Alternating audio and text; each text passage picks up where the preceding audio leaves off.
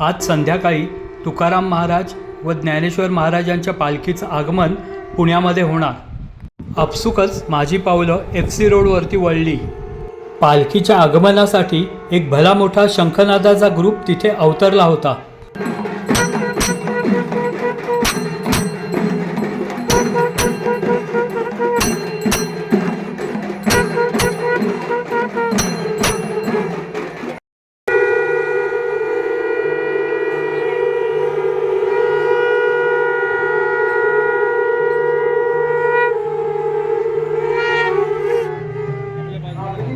पालख्यांवरती पुष्पवृष्टी करण्यासाठी स्टेज बांधलं होतं. पालखीच्या निमित्ताने काही पालकांनी त्यांच्या मुलांना विठोबा रखुमाईची वेशभूषा केली होती.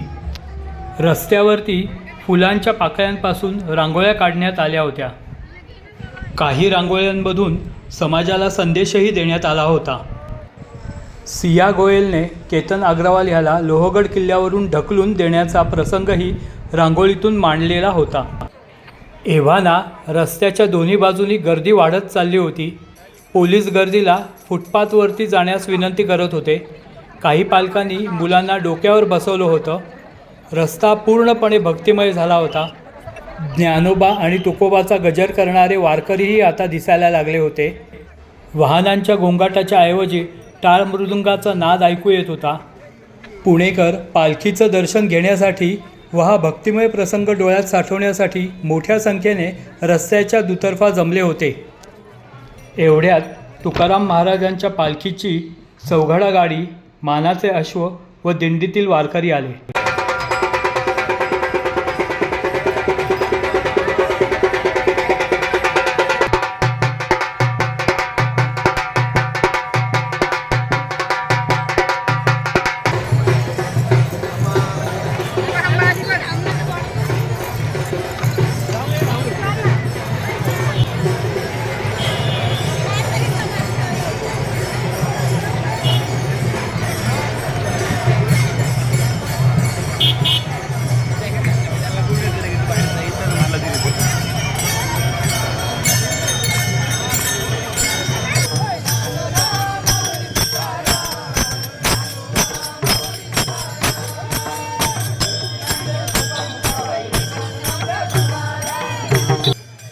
या वारीत डॉक्टर, अभियंते, वकील, चार्टर्ड अकाउंटंट, उद्योगपती, महाविद्यालयीन तरुण तरुणी, श्रीमंत, गरीब, शिक्षित, अशिक्षित, वृद्ध, तरुण, बाराबलुतेदार असे बऱ्याच प्रकारचे लोक सहभागी होतात.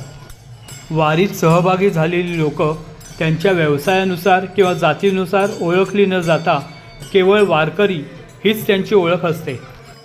ह्या वारीमध्ये शेतकरीसुद्धा बऱ्याच मोठ्या प्रमाणावरती सहभागी झालेले असतात. शेतकरी जाणतो की पाऊस कधी येईल, किती येईल, पीक कसं येईल हे सगळं त्याच्या हातात नसतं. पण कष्ट करणं आणि देवावर विश्वास ठेवणं एवढंच मात्र त्याच्या हातात असतं.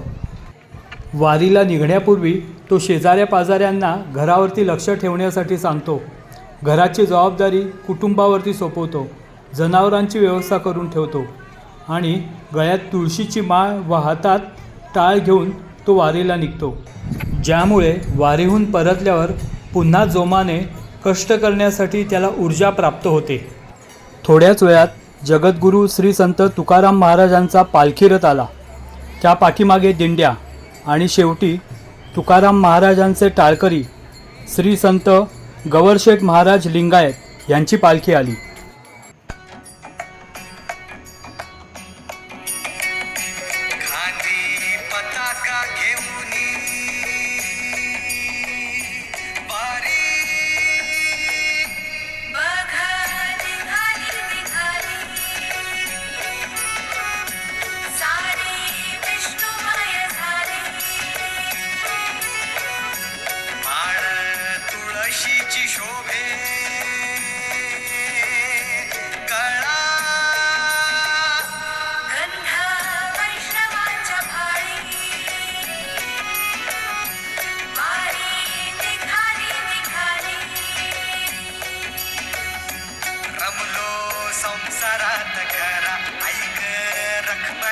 बरा तरी जीव लागी तुझ्या पायी मायरी नाव दारी उभा माझ्या येतो वीट पायी तुझ्या सेवा करीन योगे योगे माऊली मुखी नाम घोष विठ्ठला.